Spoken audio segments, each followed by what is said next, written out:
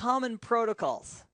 In this nugget, we get to review some of the common services that we've identified in the previous nuggets and focus on what they do, their purpose, and how they operate. It's going to be a lot of fun. It's going to be some review and some new content added in.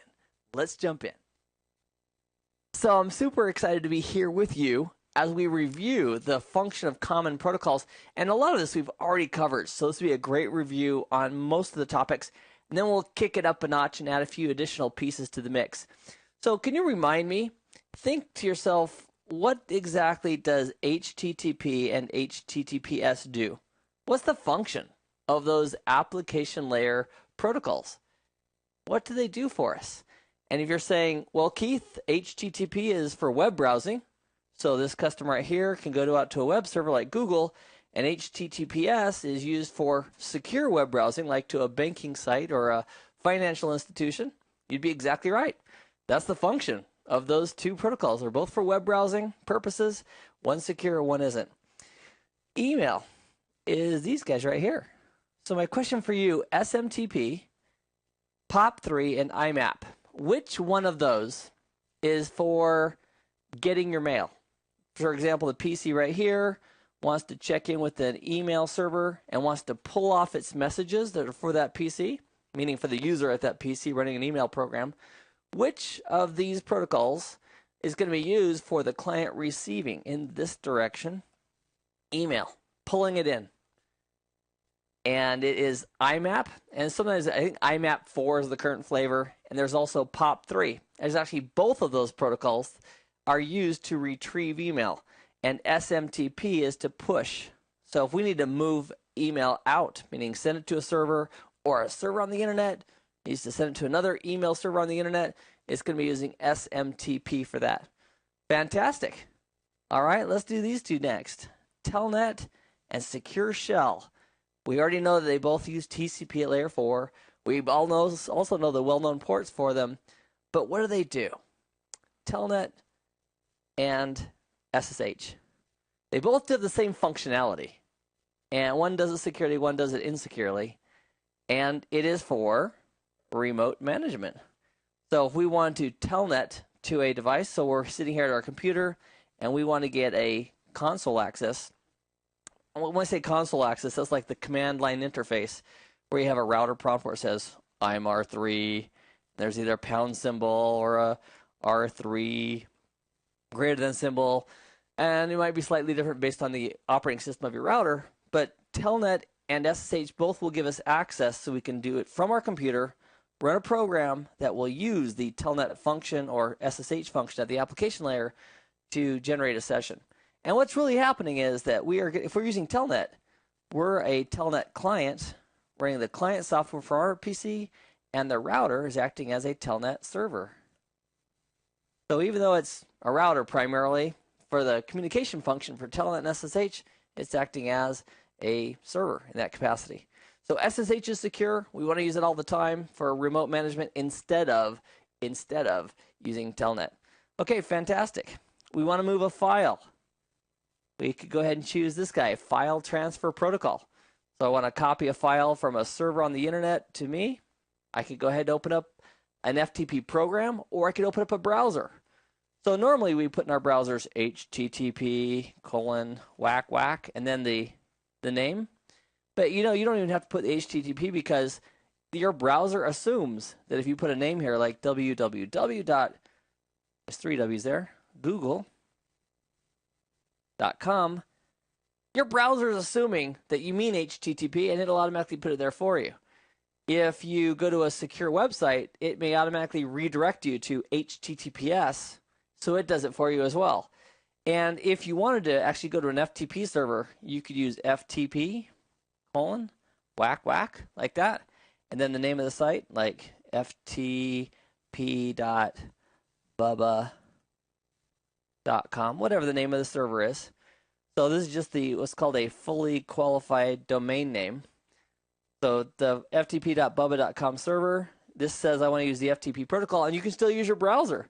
So browsers support more than just HTTP. They support HTTPS, of course, for secure, and they also can support FTP. So when you hit that site, you may have to authenticate, log in, and then you can grab the files you want, and copy them.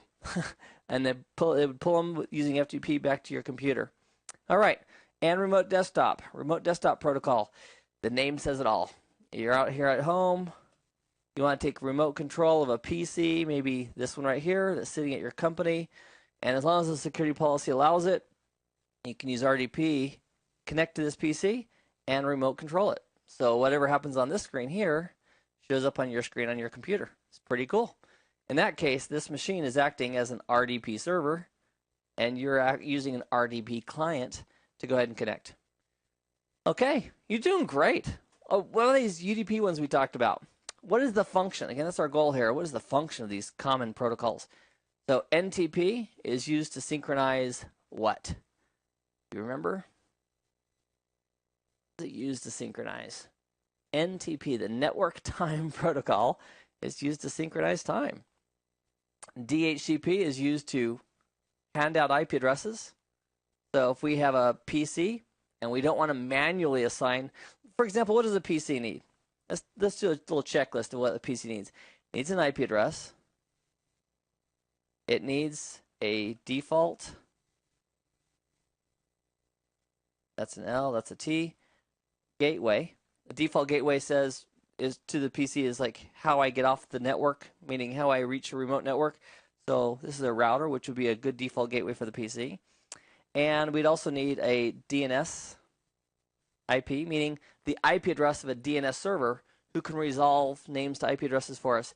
And the easiest way to hand that all out to hundreds of people is to create a DHCP server and then simply have your clients ask for an IP address.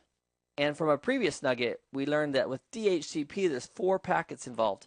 There's the discover, there's the offer, the request, and the acknowledgement. Let me write that again. D-O-R-A. So the client says, I'm looking for a DHCP server. That goes out from the client.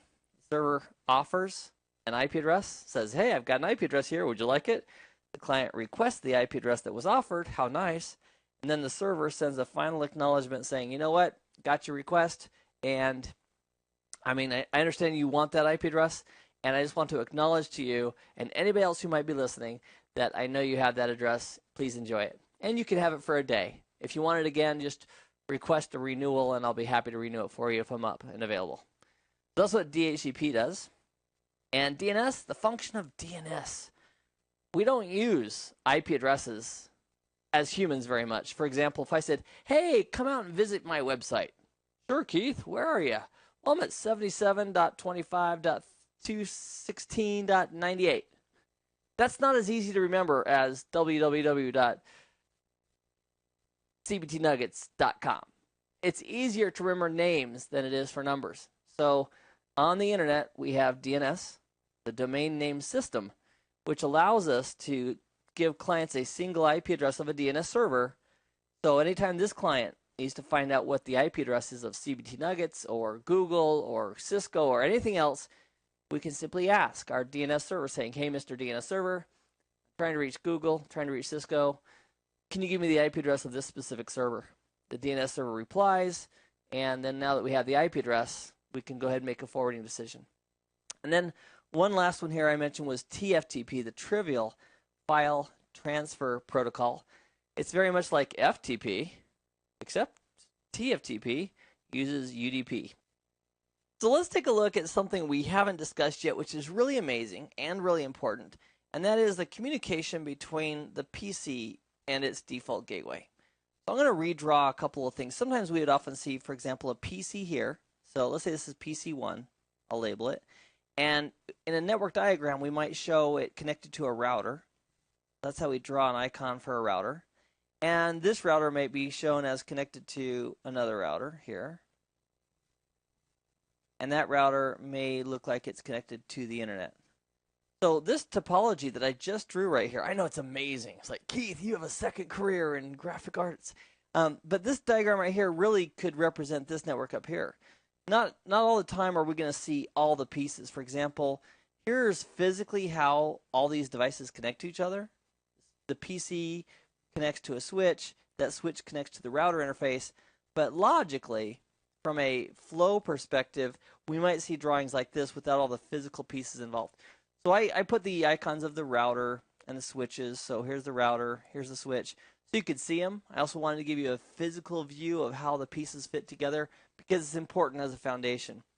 But I'd like to just take a moment with these guys right here for a moment, and let's talk about this PC going out to the internet. So let's say the goal is to get out to the internet. If this PC is trying to reach now the IP address of this guy is 10.1.0.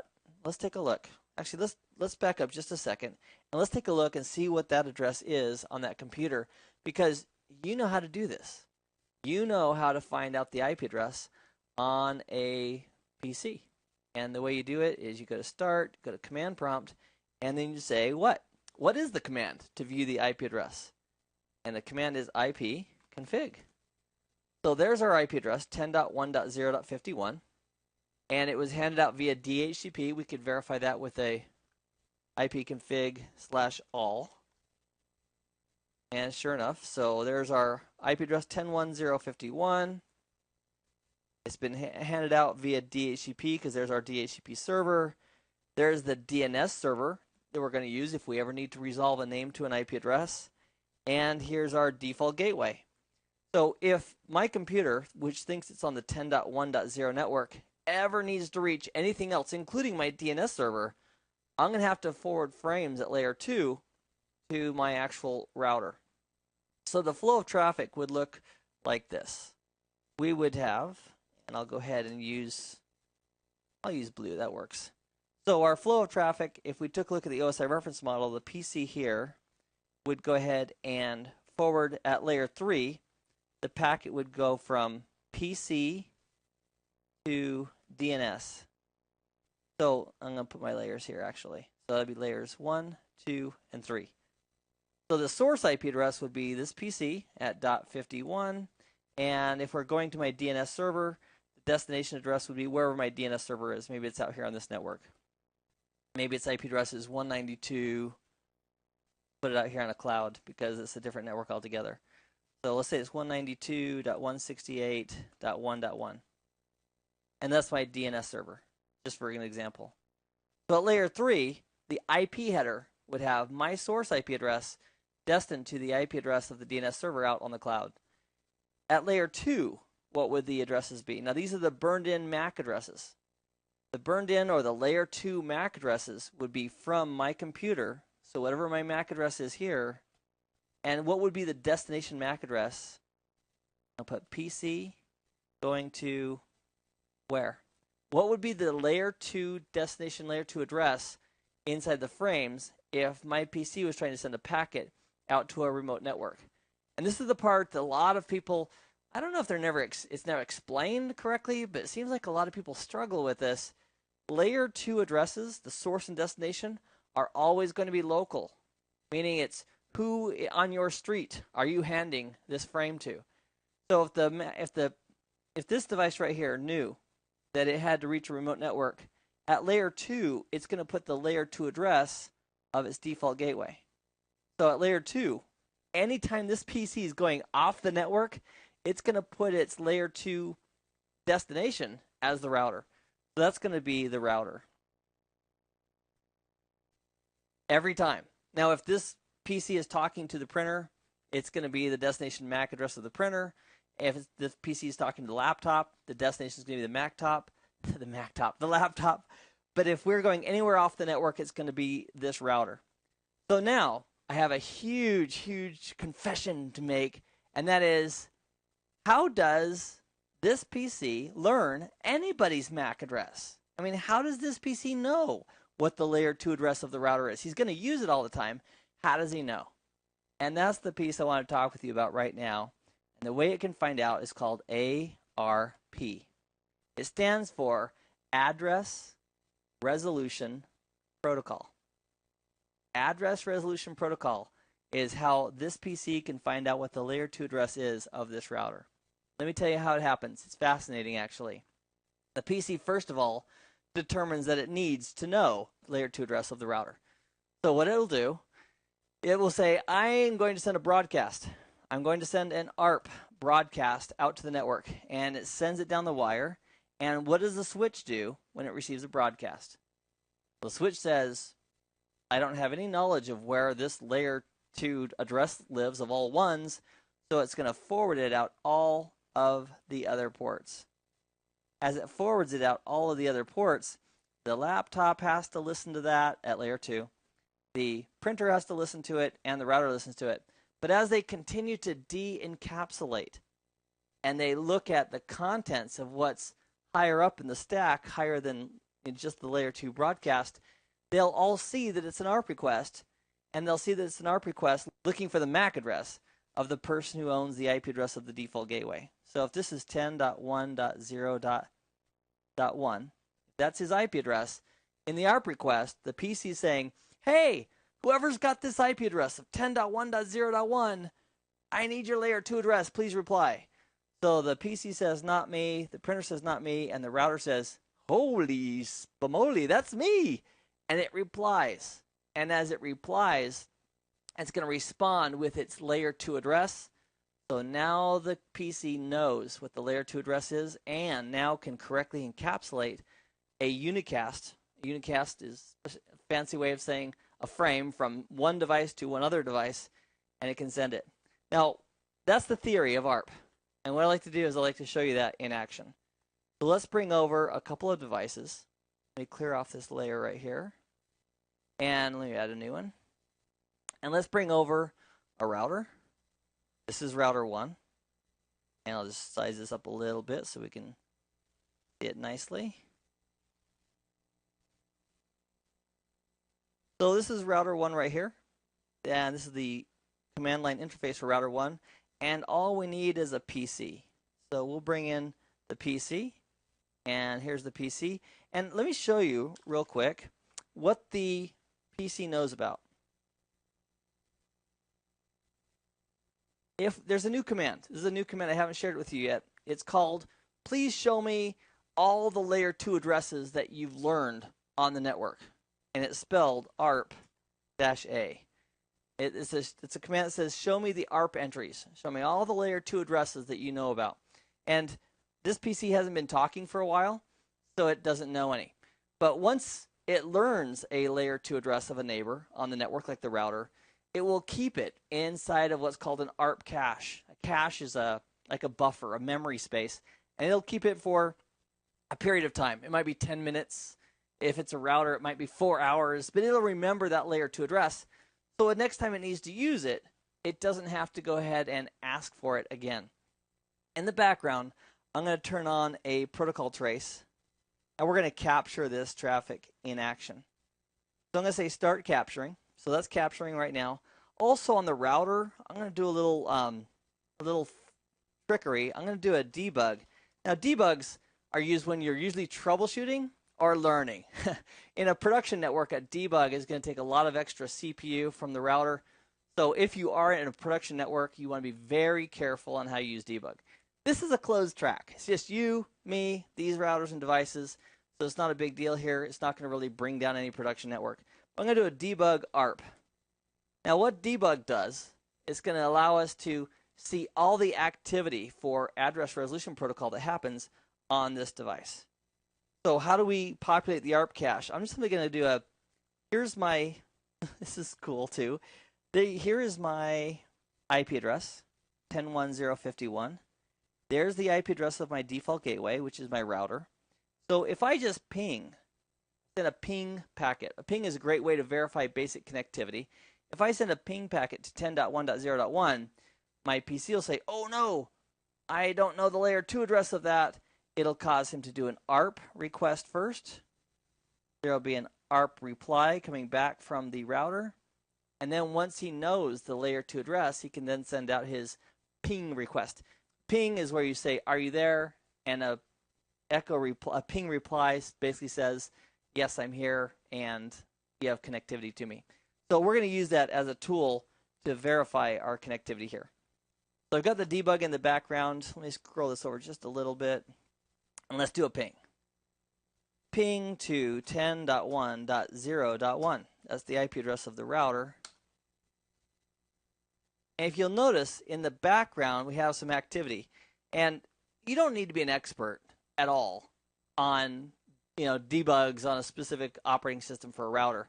However, I want to just point out that what this is saying, hey, I got an ARP and it was received and it was a request and it came from the IP address 10.1.0.51 and the source layer 2 address of that PC was 001B 771234556. The reason that's inside of an ARP is because we don't want to have the router have to do its own ARP for us. So when we ask somebody for their layer 2 address, we also send our layer 2 address so they know.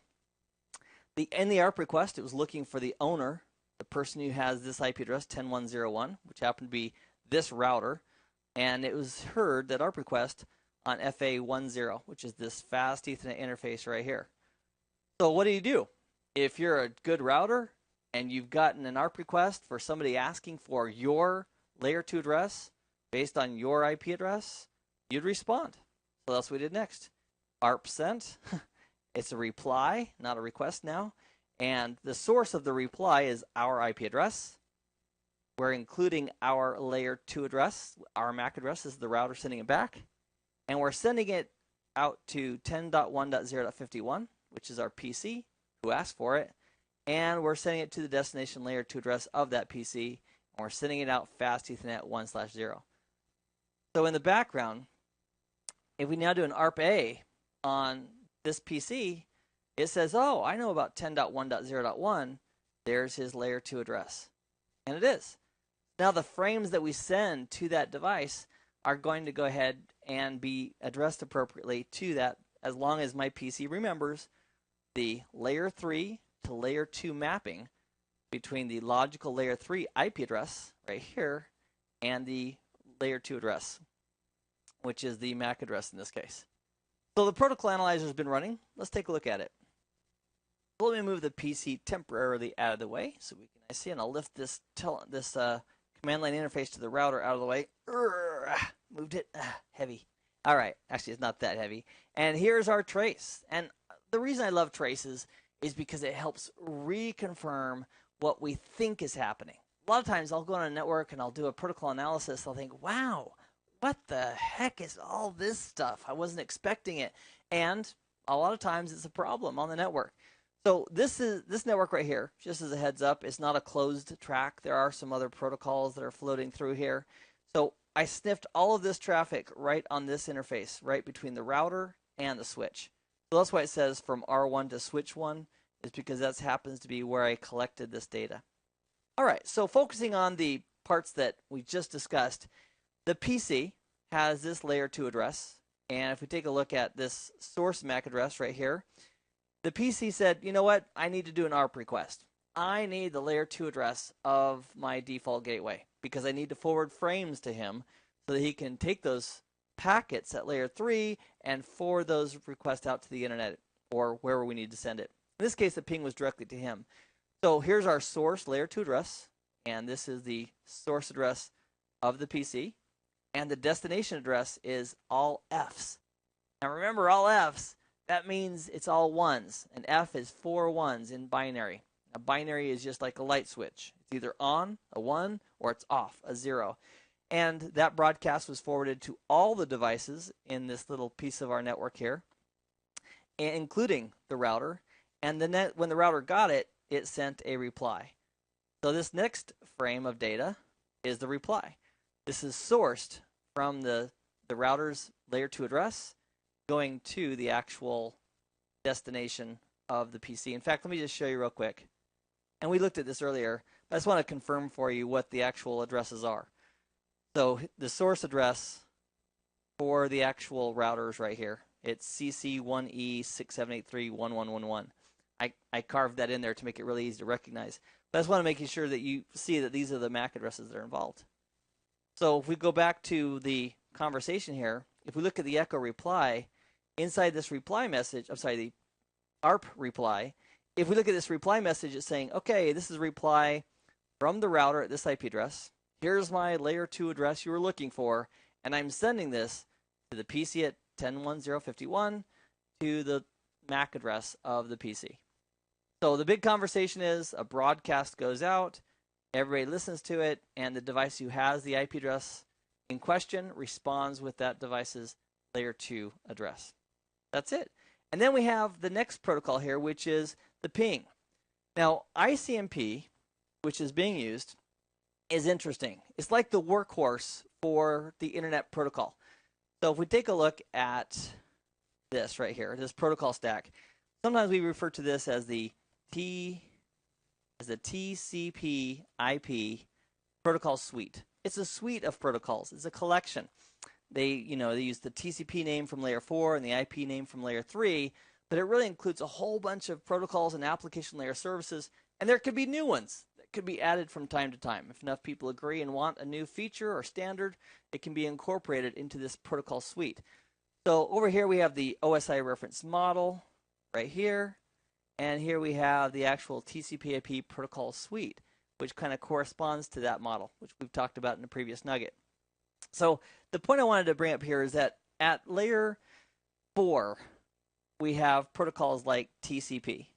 And TCP is connection oriented, meaning it wants to send acknowledgments and sequence numbering, and because of it, TCP has a lot of overhead. But we use it for applications that require it, like these right here. UDP, on the other hand, has virtually no overhead. All it has is the source port, destination port, and a little thing for checking the integrity of the segment to make sure it didn't get damaged in transit, and that's it. So TCP has tons of overhead, acknowledgement, sequencing, it's reliable, and UDP is unreliable, connectionless, and it also has less overhead, so it's going to be faster for moving data. Also, and I'm going to call it layer 4 because that's what it really looks like, we have something called ICMP. ICMP stands for the Internet Control Message Protocol right here. ICMP is kind of a partner with IP, and it does a lot of work, meaning if we send a packet on a network and there's some router or some device that can't forward it, it could send us a message back saying, oh, I killed your packet, or I couldn't forward your packet. It's like a behind-the-scenes maintenance protocol. And those would be ICMP message types, or ICMP packets, if you will. So ICMP does have its own protocol number. So if we look at layer 3, at layer 3 we have an IP. So here's IP version 4 being used. And if you look at where it's going to, we're handing this up the protocol stack to ICMP, which is protocol number 1. It literally is protocol number 1. So different protocols at layer 4 have different protocol numbers. We should talk about that for a moment. They're right here, and let me just point them out. So ICMP has a protocol number of 1, and TCP has a protocol number of 6. UDP has a protocol number of 17, and we'll talk about IGMP a little bit later. So why are these important? Why do they even matter? Well, let's say your IP packet and you're carrying payload for somebody. How do you identify inside of the protocol stack who you're handing it up to? And the answer is, in IP, it's going to have an indicator of what the layer 4 or what the next protocol is, what the next layer is. So if this IP packet was carrying TCP, it would say, I'm handing this up to protocol 6. If it was a IP packet carrying the contents of UDP at the IP header, it would say, I'm handing this up to protocol number 17. So one other thing I want to make sure you're really clear on is that right here, these are all port numbers. Make sure you make that distinction. These are well-known ports. And at layer 4, we're dealing with protocol numbers. So sometimes people get those confused, or they discuss them, casually as if they're the same.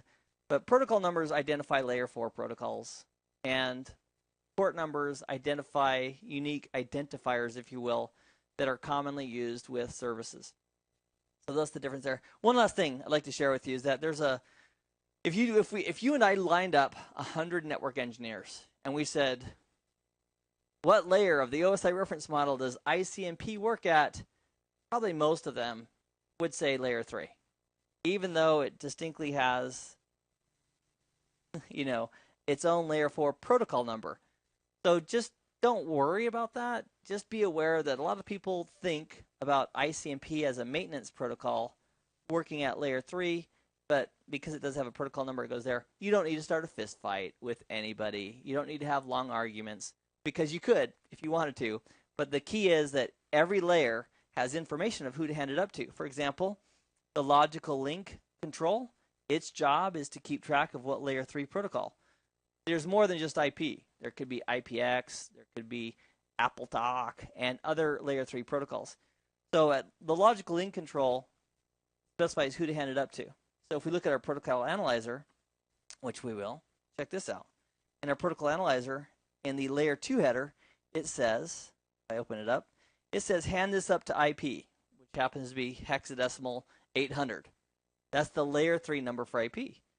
So in the IP header, it says, okay, who do we hand this up to? Well, the protocol I'm supporting is ICMP.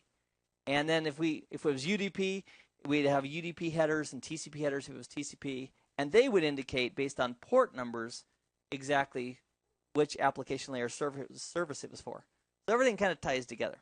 So in this discussion, however, our focus was on ARP and also on ICMP. In this ICMP packet, it's a ping request. And the ping request is saying, hey, are you alive? Are you okay? Are you there? And if the device is, and it's willing to reply, it can send an echo reply. And here's the reply coming back. So it's a ping reply. So it's also referred to as an echo reply. And this is just the router responding back saying, yep, I'm alive. And I got your ping request. I'm giving you a ping response. And we're using ICMP, the Internet Control Message Protocol, as the workhorse for that connectivity verification.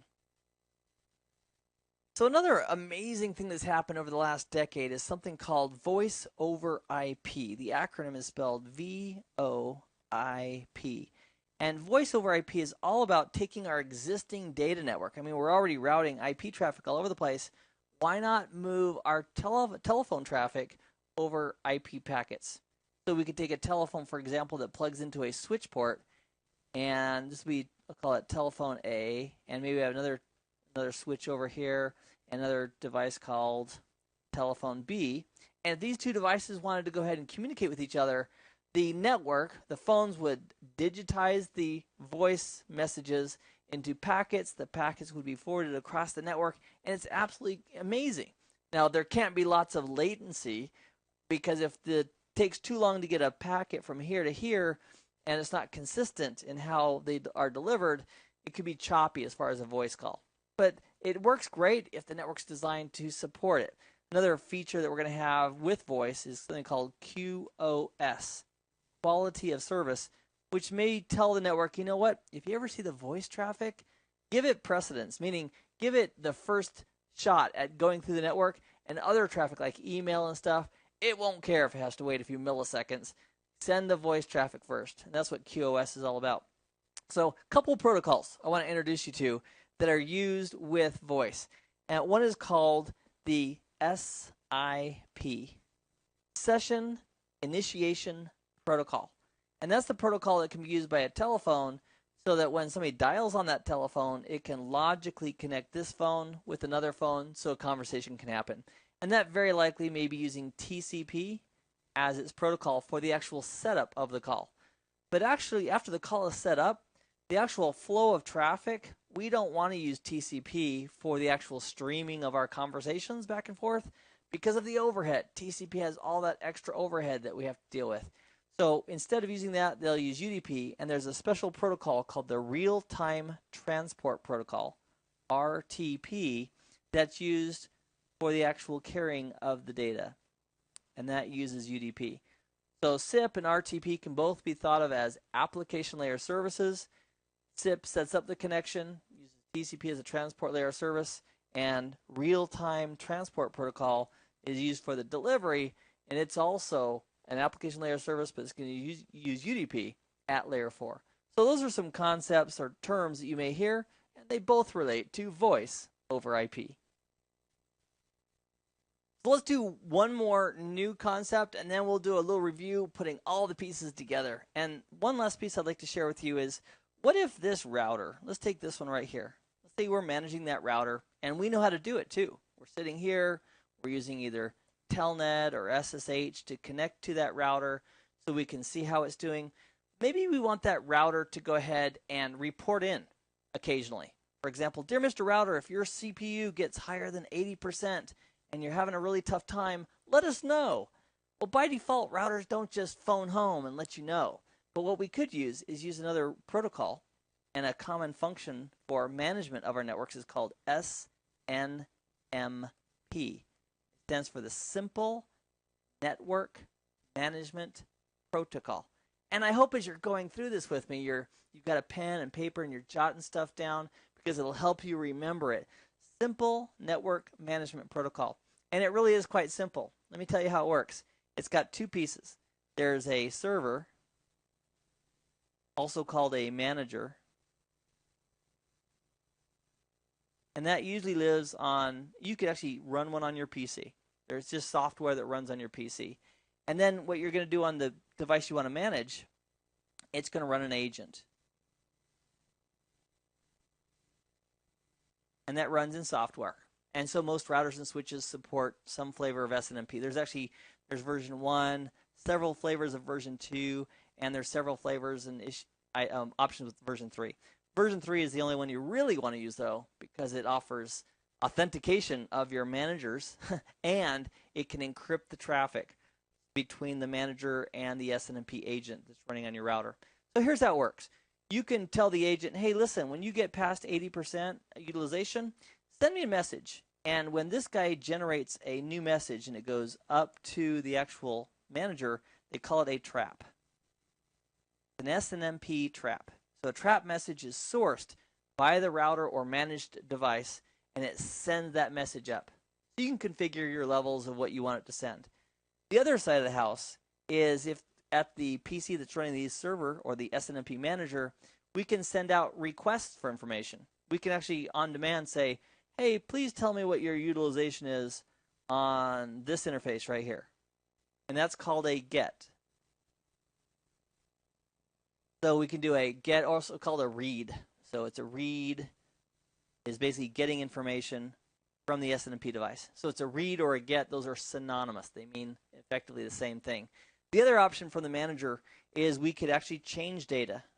If we want to shut down an interface using SNMP, we could send a write.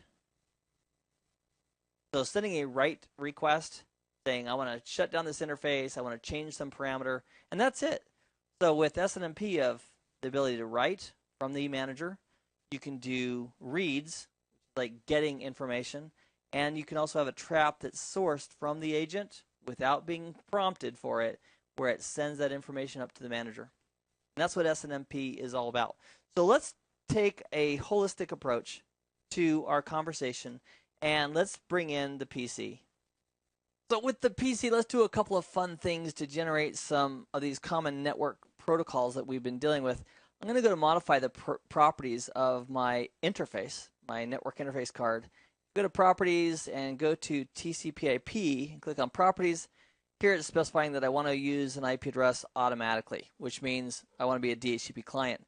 To trigger this whole process, let me go into those properties again, and let me disable this interface and give it a second to settle down. So it's now disabled.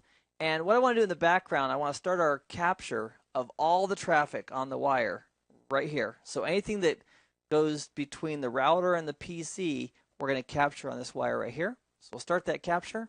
It's going, and now we'll simply start up this interface. So we'll go ahead and say enable.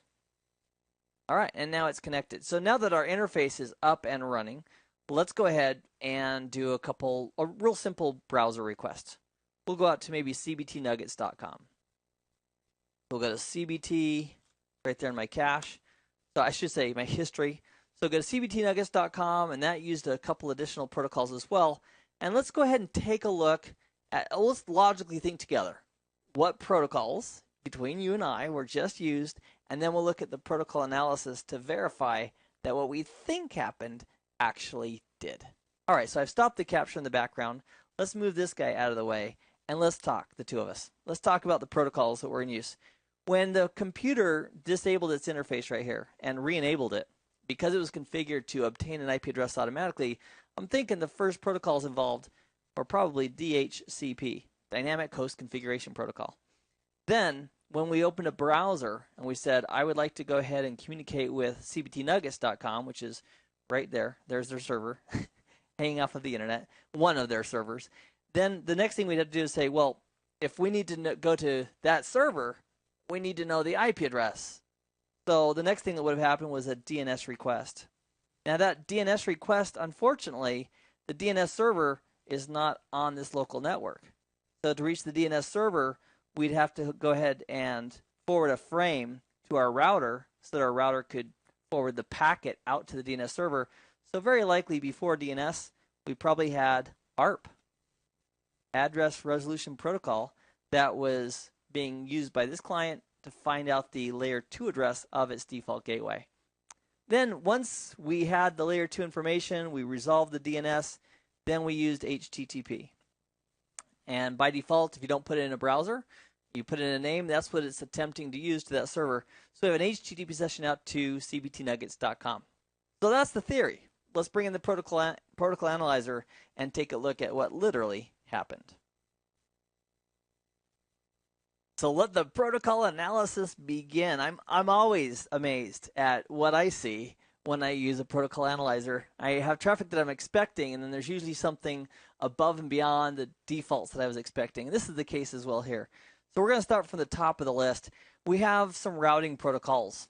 Routing protocols are being used. We talked about this in routing and switching for one router to share information with another router. So we have routing protocols in use. OSPF is an example, do you remember, of a link state routing protocol that happens to be running. And then I have my Discover. So this Discover, DHCP Discover, is coming from my client. If we take a look at the source MAC address, there's my source MAC address of my PC, and the destination MAC address is the broadcast. This is my client saying, hey, I need a DHCP server. There happens to be one, so it made an offer. In the offer, it said, I have a beautiful IP address. I think you'll like it. So if we look at the offer details, take a look at this. There's the IP address in the offer that's being offered to this client. And then we have a request where the client is saying, I'll take it, right here. And then we have the acknowledgement from the server. So that's the 4, and in that acknowledgement, we have included things such as, here's your default gateway of 10.1.0.1, which happens to be me, says the router. Here's the DNS server you're supposed to use if you ever need to do name resolution. So that's DHCP, the D-O-R-A, Dora the Explorer. That's a good way to remember, though, the actual 4 packets involved in a DHCP. So now that we have the DHCP done, look at this. Gratuitous ARPs. Now, what is ARP? Well, ARP is when you need to find out the layer 2 address of somebody else. Now, what is gratuity? Now, in a restaurant, if we go into a restaurant and we leave a tip, that's gratuity, meaning we don't have to leave a tip, but we did. A gratuitous ARP is when you send out and you advertise, hey, here's my address, when you don't have to. Now, the reason that it's doing this is because it's trying to protect itself against duplicate addresses. You can't have 2 houses on the same street with the same house number, unless they are the same house, but 2 different houses can't have that same house number. So we're sending out these gratuitous ARPs, and that's, my friend, when if you did have a conflict on your network with 2 devices, both the screens would pop up a message saying, duplicate address detected, warning, warning, warning. So that's what that is. That's a little extra bonus that we probably weren't expecting.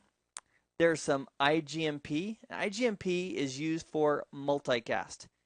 So this is actually from my computer, and it's basically saying I'm going to join the group 224002, which is a multicast group for routers. We'll save the multicast discussion for another day. But that's what IGMP is, and that's the protocol right here. IGMP at layer 4 is protocol number 2.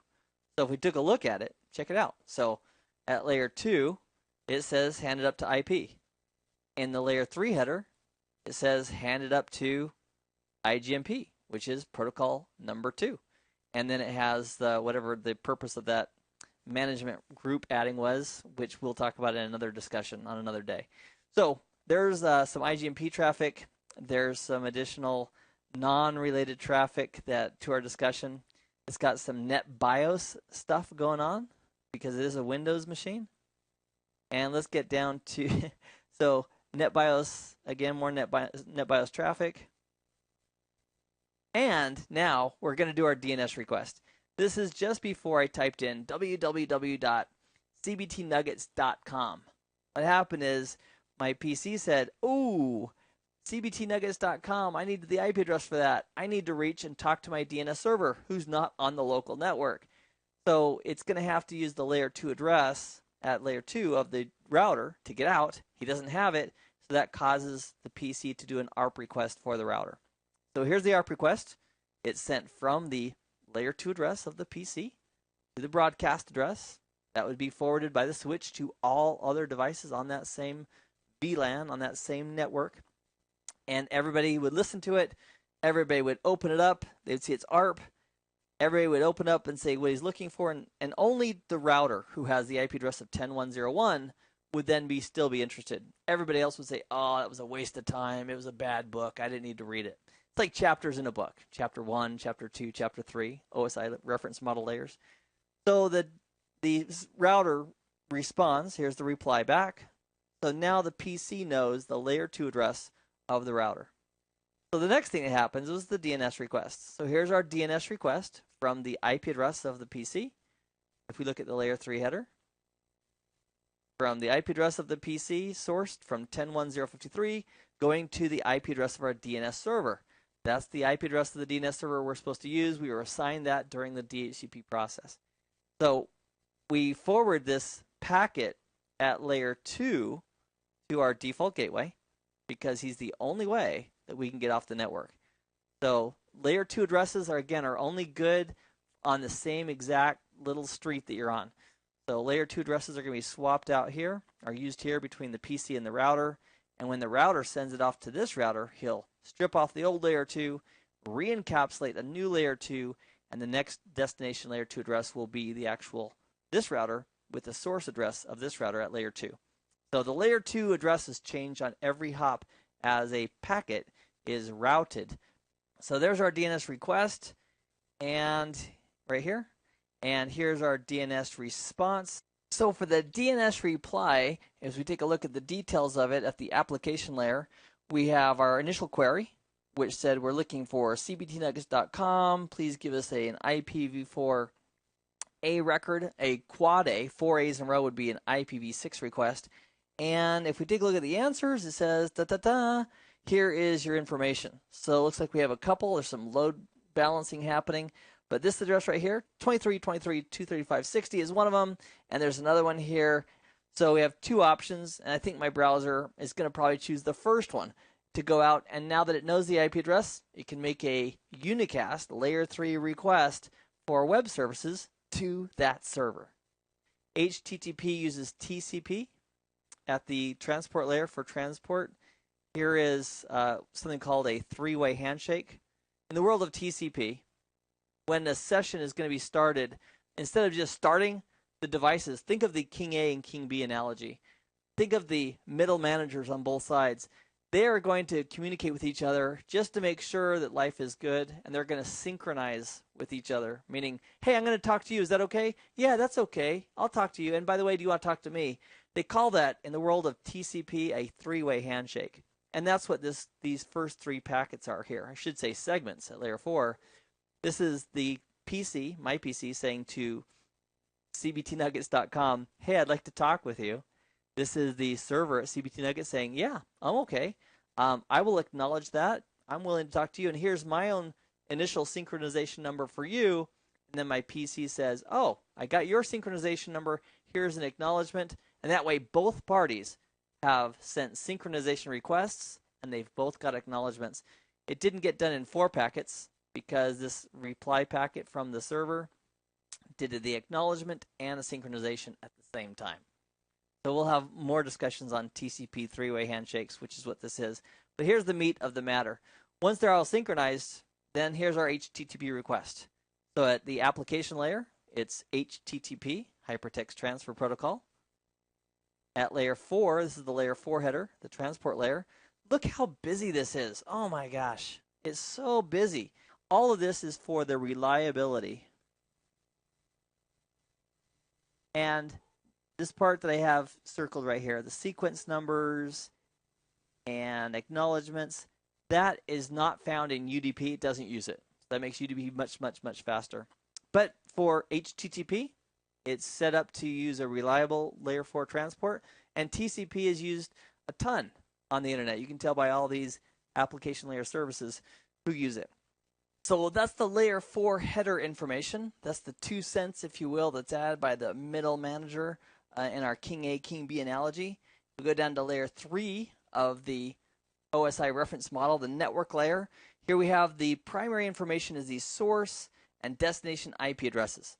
Source being my computer and the destination being that server at cbtnuggets.com. And do you remember where we got that IP address? I mean, how did we know that that address, the ones highlighted, is CBT Nuggets?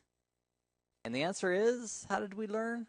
Yes, DNS, domain name system. It actually, we made a request, we got a reply, and that's how we know. So inside the IP header, the 2 primary elements are the source and destination layer 3 addresses. If we go down, and also take a look at this, it's specifying in the layer 3 header what the upper layer protocol is. So inside the layer 3 header, it's specifying, oh, I'm carrying TCP. And inside the TCP, if we take a look at that one more time, it's specifying that it's carrying the traffic for HTTP. So it's all linked together. So if we go down to layer 2, the Ethernet, I want to make sure you're clear of the fact that whenever we forward frames of data, every time it goes to a router, that data is going to change at layer 2, the source and destination MAC addresses. So in this case, because it's the PC sending it to the router on this little leg of our journey, the source MAC address is the MAC address of this PC. Destination layer 2 address, the MAC address, is the MAC address of the router. How did it get that? Remember? How did it get that address? You're saying ARP, it's ARP, it's ARP. You're exactly right. Or you're a dog that's making ARPing sounds. But ARP, Address Resolution Protocol, indeed, is how this PC learned the layer 2 address here. And it sent the bits on the wire. The router received it, de-encapsulated it, it looked at layer 3, looked at the IP address, and then it made a forwarding decision based on its routing table in the direction of the next hop, so the next hop router could do the same thing and forward it till it gets out to the internet. If we ever ask ourselves, I wonder how many hops we're going over, there's one other cool tool that I'd like to show you, and it's called Traceroute, and it uses ICMP, the Internet Control Message Protocol, to do it. Let's bring up our PC one more time, and let's do a traceroute. It's a lot of fun. So we'll go start, go to command prompt, and the syntax for this is TRACERT. It's real. The command is traceroute, but a long time ago, commands couldn't be longer than 8 characters in DOS, and so this is one of those commands that was shortened and never extended on Windows. So traceroute, and I'm going to say -D for don't tell me the actual names of all the routers on the path, and then I'm going to type in www.cbtnuggets.com. And what this is going to do is going to show me each of the routers in the path. So there's a router at 10101. We know who that is. That's my local router. Then I've got another one, 101202, which is my router 2. Then I've got a 24004, which is my ISP router. Let me show you that over here. So I've got my ISP router, which is this guy. And then I have a whole bunch of more routers in the path. I've got one at 1022301, and one here, and one here, and one here, one here. And then, unfortunately, I have a router at this point who's decided that he's not going to feed me back that information anymore. They're filtering it with some type of a control, like an access control list that says, you know what, we're not going to allow those ICMP echo requests or whatever type of traffic is being generated to make this happen. From a Windows machine, it absolutely is ICMP echo requests. Those are ping requests being sent out. So I'm going to hit Control-C to stop that. And you can see we have lots of routers between where my PC is on my little local network and where the server that we're headed to. So in this nugget, our objective was quite simple. I wanted to review with you the concepts of what these common protocols do.